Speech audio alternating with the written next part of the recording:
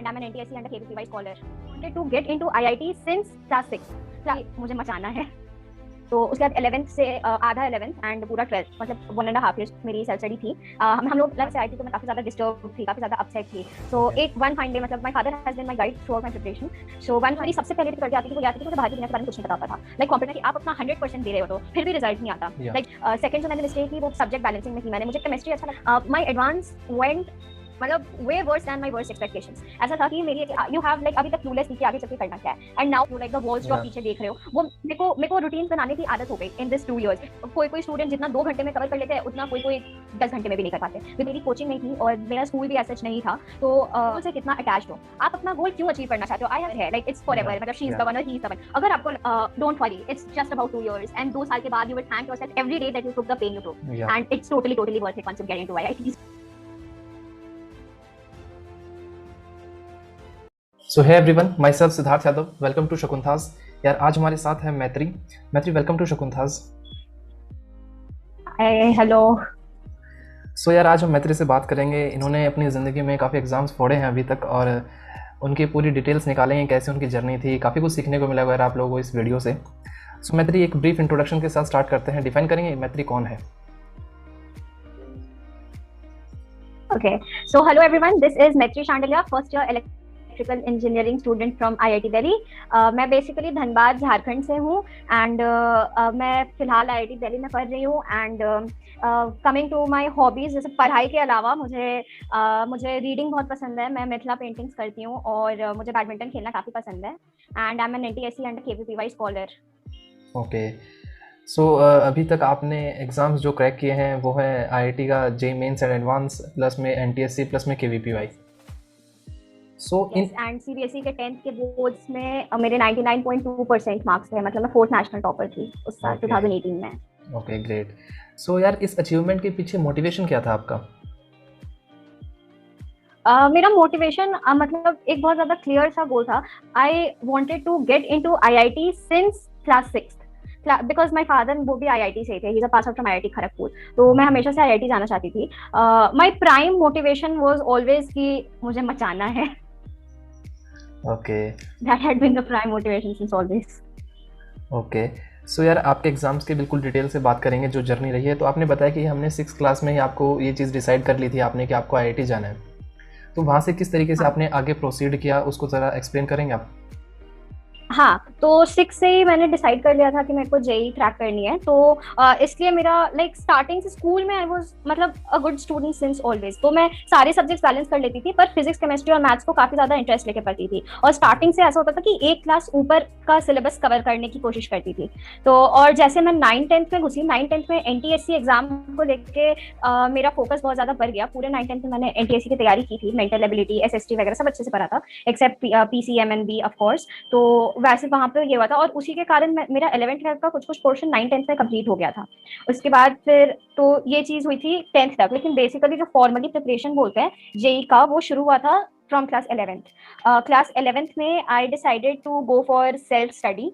तो ऐसा था कि मैं कहीं कोचिंग गई थी बट 3 months वहाँ मैंने मतलब outside my city and Delhi में एंड देन वहाँ पे मैंने 3 months की coaching but due to some reasons I got back home and then वहाँ पे मैंने डिसाइड किया कि I will continue with self study. तो ऑब्वियसली जब मैं वहाँ से लौटी and since I have always been prepared और मुझे लगा कि मेरा इतना टाइम लाइक चला गया and did not go as plan तो मैं काफी ज्यादा अपसेट सी हो गई, डिप्रेस सी हो गई। तो 1 महीना मेरे को लगा था to come out of it of this मतलब दिस डिस्टर्बेंस। बट उसके बाद फिर मैंने डिसाइड किया कि नहीं सेल्फ स्टडी करेंगे। तो उसके बाद 11th से आधा 11th एंड पूरा 12th मतलब 1.5 years मेरी सेल्फ स्टडी थी। हम लोग लाइक मेरा जो स्ट्रैटेजी था मतलब मेरा जो प्रिपरेशन का तरीका था वो ये था कि इटूज इंडिया की मैंने वीडियोस ले रखी थी। तो मैं सारे वीडियोस देखती थी एंड वीडियोस देखती थी। उसके बाद कुछ बुक्स थे सो मैं एक particular set of books follow करती थी, वो बुक्स बनाती थी एंड देन टेस्ट पेपर्स देती थी, प्रीवियस ईयर बनाती थी टू चेक कि सब सही चल रहा है या नहीं चल रहा है। ओके, सो आप अपनी स्टडीज़ को एक प्रॉपर तरीके से प्लान करके चलते थे?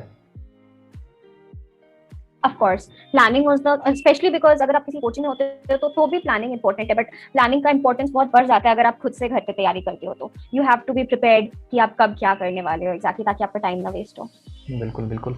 आपकी लाइफ का जो टर्निंग पॉइंट था वो क्या था कि आपको यार हाँ यार यहाँ पर मेरे को जो चीज़ है वो मेरे को मिली, मेरे को IIT जाना था वो चीज़ यहाँ पर मेरे को मिली?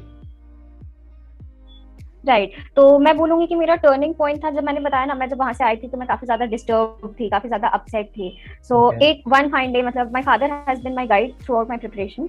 सो वन फाइन डे जब फाइनली, पापा बहुत बात करते थे मुझसे उस टाइम पे, तो इस बारे में। तो एक दिन जब finally after much talking and after much जब फाइनली जिस दिन मैंने सोचा कि नहीं अभी भी कुछ नहीं दिख रहा है and it's a long cherish dream and it deserves to be fought for, तो वो दिन मेरा टर्निंग पॉइंट था मेरी प्रिपरेशन को लेके।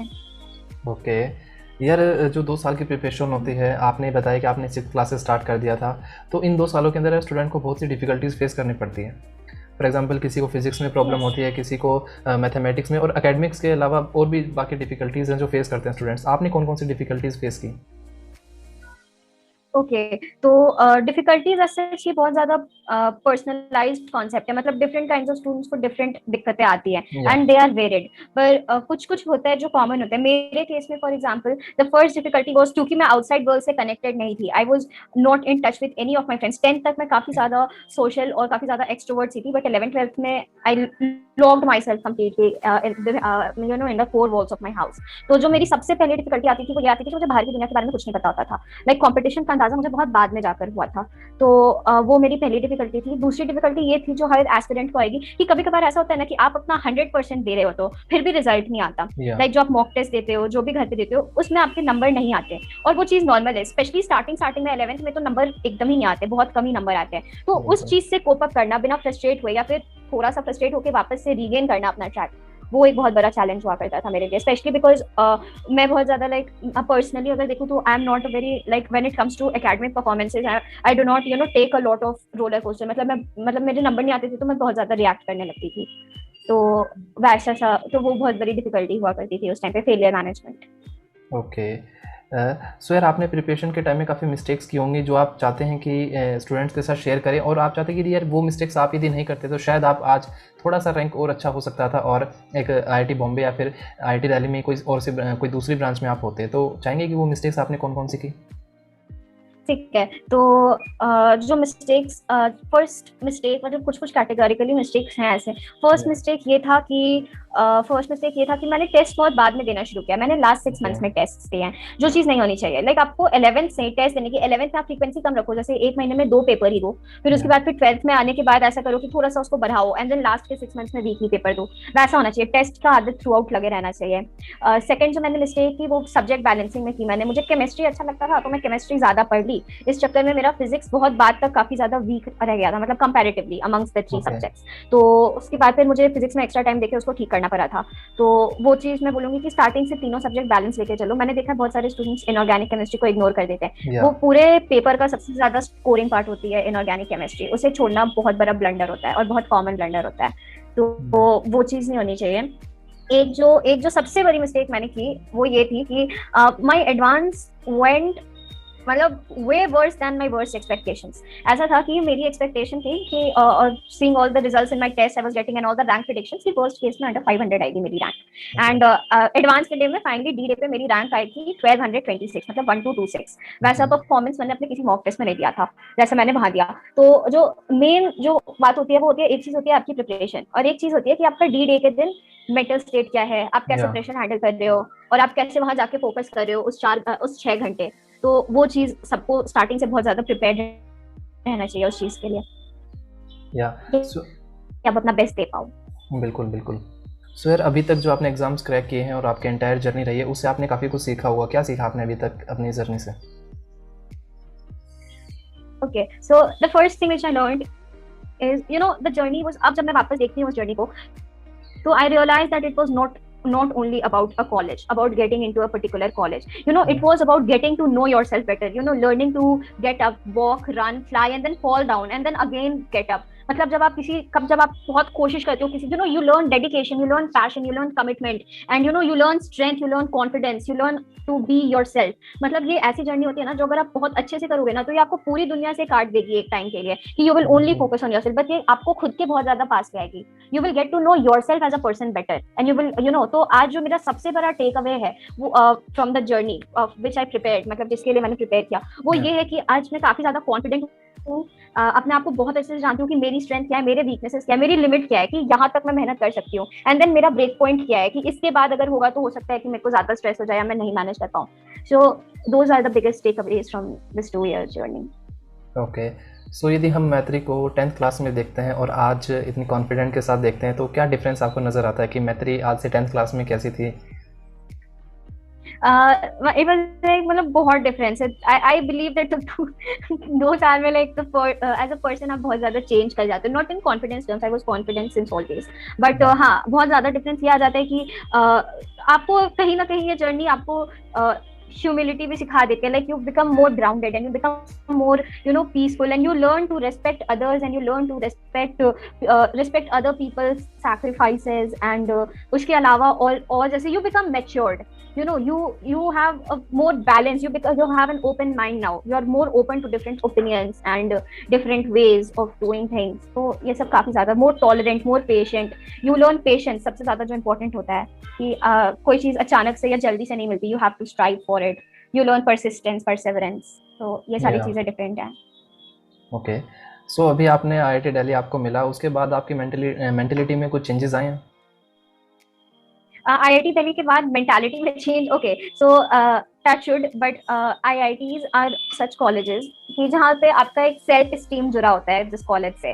तो राइट, तो वो चीज मेंटालिटी में डिफरेंस ऐसा ये आया कि पहले से काफी ज्यादा मैं कॉन्फिडेंट हूँ. I feel I am happy that people around me are happy with me, and mentality में डिफरेंस ऐसा ये आया कि अब एक बहुत वाइड हॉरिजॉन दिख रहा है मेरे को कि ये चीज होती है कॉलेजेस में कि यू हैव लाइक अभी तक क्लूलेस थी कि आगे चल के करना क्या है, and now we are open to so many possibilities, like anything, be it finances, be it entrepreneurship, be it coding, be it AI, be it ML, anything, like जो भी करना है. उसके अलावा भी debating, singing, dancing, whatever you want to do, you have a way to pursue each and everything over here. तो बहुत ज़्यादा exposure काफ़ी ज़्यादा है. Okay, great. सो यार, जो 2 साल की प्रिपरेशन की जर्नी होती है उसके अंदर स्टूडेंट्स को काफ़ी मेजर इश्यूज़ हैं वो फेस करने होते हैं. मैं कुछ एक इश्यूज़ आपके सामने रखूँगा, आप ट्राई करना, बच्चों को हेल्प कर सकते हैं हम इनके लिए. सो यार, टाइम मैनेजमेंट नहीं हो पाता बच्चों से कि हम टाइम को किस तरीके से मैनेज करें. Right, so I would say कि टाइम मैनेजमेंट के लिए सबसे जो इम्पोर्टेंट चीज होती है वो होती है प्रॉपर रूटीन बनाना. मैंने देखा है कि बच्चे बाय फ्लूक पढ़ते रहते हैं, लाइक एक दिन में 10-10 घंटे भी पढ़ लेते हैं, बट फिर उनसे पूछा जाए कि आपने क्या पढ़ा तो वो बता नहीं पाते हैं, और फिर पूछा जाए कि कल क्या पढ़ना है तो भी उनको कुछ नहीं पता. It's like they go with the flow, कि जब जो मर्जी आए वो पढ़ लेते हैं. वो नहीं होना चाहिए. एट अ टाइम आपके पास नेक्स्ट 15 डेज का प्रॉपर प्लान होना चाहिए, कि एकदम रिटन डाउन, वो भी ऐसे माइंड में नहीं. मैं अपना दिखा सकती हूँ, लाइक द वॉल्स जो आप पीछे देख रहे हो, वो मेरे को रूटीन बनाने की आदत हो गई इन दिस 2 years. तो अब मैं कॉलेज में भी अगले 15 दिन का पूरा शेड्यूल बना के टांग देती हूँ कि इस दिन ये काम करना है. तो वो चीज जो टाइम मैनेजमेंट के लिए सबसे इम्पोर्टेंट है कि आप जितने भी देर पर हो, बी इट 8 hours 10 hours, आप उसको फिजिक्स, केमिस्ट्री, मैथ्स में टाइम बांट लो और लिख लो कि उस पर्टिकुलर दिन फिजिक्स में क्या करना है, केमिस्ट्री में क्या करना है, मैथ्स में क्या करना है, और फॉर द नेक्स्ट 15 days. और हर 15 दिन के बाद उस चीज को रिव्यू करो कि कितना हुआ, कितना बाकी रह गया. Okay, great. सो यार, एक डाउट ये भी होता है कि कितने घंटे पढ़ाई करें मिनिमम, कि आपको यदि IIT JEE क्रैक करना है तो 10 घंटे पढ़ना पड़ेगा, 8 घंटे, 6 घंटे, तो एक कोई फिक्स ड्यूरेशन कोई सेट है या फिर कुछ और चीज़ें हैं जो आप बताना चाहेंगे? ओके, तो पहली बात की कोई फिक्स ड्यूरेशन नहीं है. इट डिपेंड्स, लाइक कोई स्टूडेंट जितना 2 घंटे में कवर कर लेते हैं उतना कोई 10 घंटे में भी नहीं कर पाते, बिकॉज उनका कॉन्सेंट्रेशन लेवल और IQ लेवल डिफरेंट होता है. तो वो चीज नहीं होती कि कितने घंटे पढ़ना है, बट हाँ ये जरूर होता है कि एक minimum set of study hours तो रखना ही चाहिए. फॉर एग्जाम्पल, मेरी कोचिंग नहीं थी और मेरा स्कूल भी एज सच नहीं था, तो मेरे को तो पूरा टाइम घर पे ही रहना था. तो मैं I used to study for 10 to 12 hours daily. तो ऐसा होता था मेरे साथ. But I have seen friends and जो मेरे फ्रेंड्स थे जो कोचिंग वगैरह जाते थे, कोचिंग उनका 6 घंटे चलता था, उसके अलावा 4 to 6 hours की वो सेल्फ स्टडी करते थे. तो आई वुड से कि एटलीस्ट 12 के स्टूडेंट्स को सब मिला जुला के अपना वर्क आवर 10 to 12 hours का रखना चाहिए. ओके. सो यार, आपने बताया कि आप प्लान करके चलिए, अपना शेड्यूल बनाइए, 15 डेज़ का शेड्यूल बनाइए, लेकिन ये तो प्लानिंग हो गई, इसको एग्जीक्यूट करना सबसे डिफिकल्ट टास्क होता है. तो इसको एग्जीक्यूट कैसे किया जाए, कंसिस्टेंट कैसे रहा जाए इस प्लान को लेकर? ओके, सो एग्जीक्यूशन में सबसे ज्यादा जो इम्पोर्टेंट चीज आ जाती है ना, कि आप अपने गोल से कितना अटैच्ड हो, आप अपना गोल क्यों अचीव करना चाहते हो। आई हैव सीन स्टूडेंट्स जो just for the sake of doing it वो आईआईटी का प्रिपरेशन करते हैं, which is not the way to do it. आप मतलब आप अपने गोल से कितना ज्यादा अटैच हो, आप क्यों करना चाहते हो, एक वाई जो जब लास्ट में आप बिल्कुल थक हार जाते हो एक पॉइंट पे आके कि अब नहीं करना, अब छोड़ना है, तब जो आपको वापस ट्रैक पे लाता है वो आपका वाई है। आपका मोटिव क्लियर होना चाहिए कि why do you want to get into IIT, वैसा सा एकदम क्लियर होना चाहिए कि क्यों घुसना है आपको, व्हाई आईआईटी। तो मेन जो आपको एग्जीक्यूट करने में every day you have to remind yourself of that goal, of that purpose. And धीरे धीरे क्या होता है ना कि it's like Siddharth, it's like static friction is always greater than kinetic friction. Starting में प्रॉब्लम होगा, but once it gets into your routine और इनटू योर हैबिट, फिर आपको उसको कैरी ऑन करने में ज्यादा प्रॉब्लम नहीं होगा। बिल्कुल बिल्कुल बिल्कुल यार, मतलब कि 21 डेज मैंने सुना है या पढ़ा है कहीं पर कि 21 डेज यदि आप किसी चीज़ को फॉलो करते हो तो वो आपके हैबिचुअल हो जाते हैं आप। सो आप 21 डेज के लिए इस चीज़ को फॉलो कर सकते हैं। सो यार आज की जो जनरेशन है उसकी सबसे बड़ी प्रॉब्लम है डिस्ट्रैक्शन। वो चाहे किसी भी चीज़ को लेकर हो सकता है, वीडियो गेम्स हो गया, आजकल मोबाइल गेम्स चल रहे हैं, इन चीज़ को लेकर हो सकता है, या फिर अपने अपोजिट सेक्स को लेकर हो सकता है। तो इस चीज़ से कैसे बचा जाए, या फिर इस चीज़ को किस तरीके से आप अपने साथ कोऑपरेट कर सकते हैं? राइट एंड तो इस पे मैं बोलूंगी कि ये चीज तो मैं अपने हर इंटरव्यू में रिकमेंड करती हूँ, बहुत स्ट्रांगली रिकमेंड करती हूँ कि मेरे पास अभी है नहीं वरना मैं दिखा देती। आई यूज्ड अ कीपैड वाला phone in class 11th and 12th। I did not, I what this phone after my JEE advance. ठीक है, उससे पहले मेरे पास स्मार्टफोन नहीं था, मेरा सारा काम मम्मा के फोन से होता था, मम्मा और पापा के फोन से होता था, कि जो भी डाउट्स वगैरह पूछने होते थे या फिर जो भी।